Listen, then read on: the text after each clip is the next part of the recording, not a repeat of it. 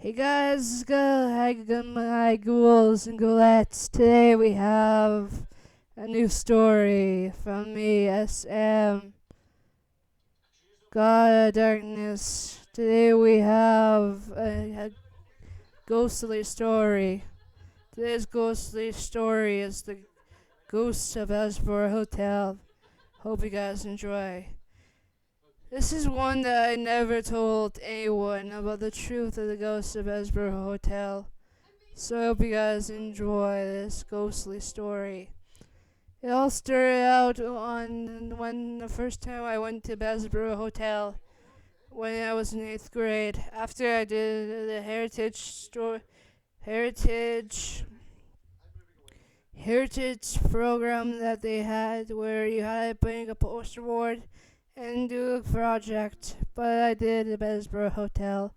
I didn't really want to win this because of things that people thought about, but I wanted someone else to do it. The Bessborough Hotel was the one of the stops me and my mom made. We got a tour with one of the tour guides who allowed us to follow him around. When we hit the floor where the crack was, I looked at the floor when the guy was talking about the story of the man in gray. I looked at it more closely and I heard the voices of the past. I looked up into the 7th floor and I heard what sounded like the two men arguing and fighting. I knew it was the past telling the story. The man looked at me like saw something. I told him to shh and keep going. The man kept going, telling the story of the man in gray, while I watched as the man in gray, as the living man, walked up the steps, hitting the 7th floor, and the door opening. I heard the yelling getting harder and harder, yelling and screaming a woman's name. After that, I heard the door opening again, both men yelling and screaming at the worker. The men yelling that they're going to drop him no matter if he lets go. I heard the man yelling, "Please don't drop me, please. I have a family, please don't." The men yelling, "I don't care, I don't care." Then letting go. The man dangling from the 7th floor. Both men stomping their feet onto the man in gray's hands. Once the man in gray let go from being stomped so many times, hearing me yelling, "Ah!" and falling to the ground. Right on the crack, I looked at where he landed. I heard his final breath say why it was me. Why couldn't it be her? And then he is passing away.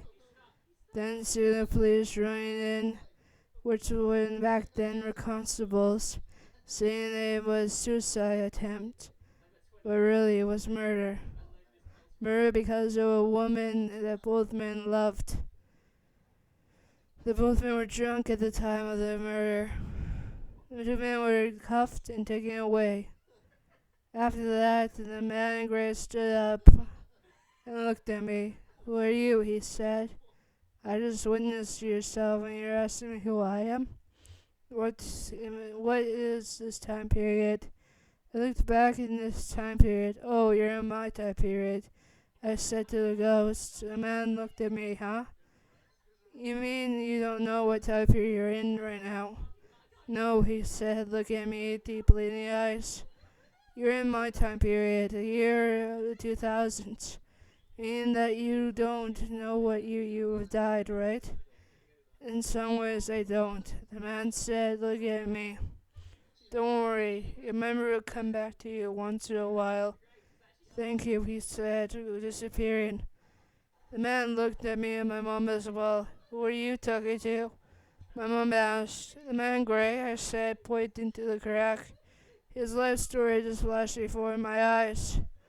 The man beside my mom looked at me. "Wait, you saw everything?"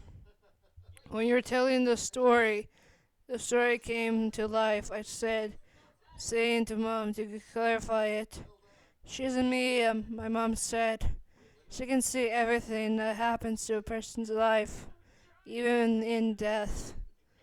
My mom said, pointing to the crack. His life story just flashed before her, and now she knew what really happened. Yeah, a lot of yelling happened, and because of a woman. What do you mean? You don't get your facts straight, man. It was all about a woman that the two males were fighting about. In drunken rage, they fought about her. If the male in grey didn't come up sooner, the woman would have died, I said, pointed to the crack. When you think of it, if it wasn't a man in grey, a woman's body would have been on that floor. Everyone shivered, and both Mom and the man shivered. If a woman would have been, why? A few years after that, I heard and went back to the hotel with my best friend. We've used a special technology and heard the same woman's voice that I heard a long time ago. I guess you're still talking about it, I said, when my mom and my friend were listening. Man Gray stood in front of me. Yeah, I know, I'm trying to remember, he said, looking at me. I'm sorry again that if it wasn't for you, she would have died with you. Yeah, you're right, he said, smiling. I guess I am a hero, he said, pointing to himself. Yeah, you are. So, how's it going? It's going fine, and thanks a lot for remembering me. I remember all the spirits I meet around this world. No matter what, now you should get going. Start giving more of this technology a quiz. No matter what, alright, kid? The spirit disappeared. Mom looked at me. Are you having fun down there? Near the crack? Yeah, I am. Just talking to myself again. My friend looked at me. What do you mean? He said, looking through my eyes. Oh, nothing. Don't worry about it and let's keep going, I said, smiling. That is how we met the man in grey.